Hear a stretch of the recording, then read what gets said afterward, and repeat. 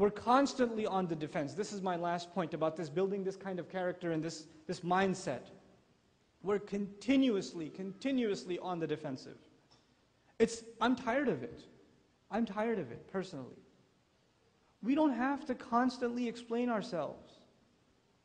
You know, that's a really easy strategy that was employed even at the time of the Prophet ﷺ.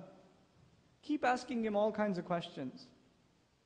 Just keep him busy answering those questions. If he's constantly answering your questions, he'll never get around to asking you any questions. So some members of Bani Israel in Medina, some Jews of Medina, so who brings you revelation? Jibreel? Oh, okay, that's interesting.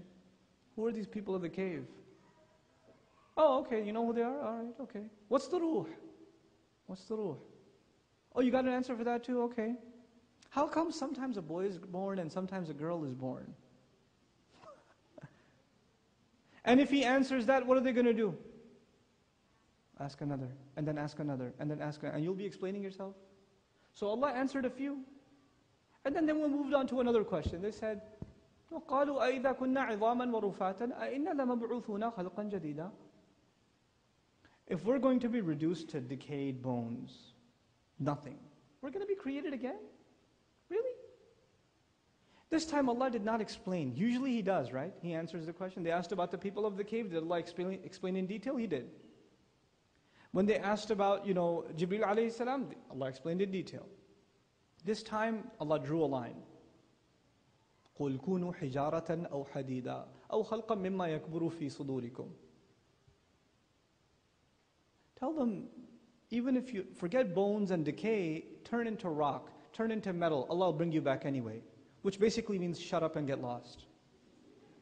I'm done answering your questions. Go ahead, turn into whatever you want, Allah will bring you back. Or whatever your imagination can come up with that is even harder to mold. Go ahead. أَوْ خَلْقًا مِمَّا يَكْبُرُ فِي صُدُورِكُمْ. Then so who's going to bring us back? فَسَيَقُولُونَ مَنْ يُعِيدُنَا قُلِ الَّذِي فَطَرَكُمْ أَوَّلَ مَرَّةٍ. Tell them the one who got you back the first time. Now get lost. Straight answer now. We have to see the fluff for fluff. We have to see through that. Not just for the sake of others, but for our own youth. We need to build a confidence into our youth as part of our education of them. If we don't do that, we will be paying the price for that in the next 10 years. I say that very fearfully as I say this to you. We are not, as the leaders of Muslim community, we're not doing an adequate enough job thinking about how to instill the confidence of faith, how to fight the crisis of faith among our Muslim youth. Muslim youth, when they have philosophical problems, we tell them, go make wudu and make 2 rak'ah over there. And if that doesn't work, okay, come back, and I'll give you a special dua, recite that, and your problem will go away. Listen, if they have a philosophical problem, and if they have doubts already, the spiritual solution is there, but you cannot ignore the intellectual solution. You can't. We can't afford. Our deen is intellectual. Our deen is not blind faith. Our deen is powerful. We have to believe that, and we have to instill that belief into our kids. Especially at a time where everybody thinks they've got something on Islam. They've got a reason why Islam is wrong. Everybody. Everybody's got one. Christians are attacking Islam. Do you know how ridiculous that is? Do you understand how absurd that is? I live in the South, right? Or close enough. I live in Texas. And I drive around in the South a lot. And my hobby is listening to Christian talk radio. That's what I do. When I'm on a road trip, I listen to Christian talk radio. And most Christian talk radio is about Islam.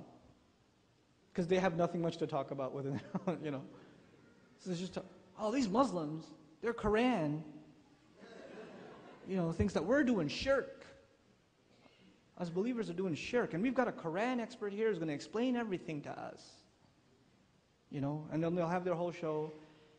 And I'm listening to this stuff and I'm laughing my head. It's such good comedy. It's quality comedy. Except when they talk about the contradictions in the Quran and its grammatical mistakes, right? When they talk about that stuff, I'm sitting there laughing and at the same time I start crying. Because somewhere there's a Muslim listening to this who has no foundation in faith And he's listening to this and saying what to himself or herself? Oh my God, that makes sense. They're onto something. They got us. You know? We haven't been able, we haven't yet done our job planting the right seeds.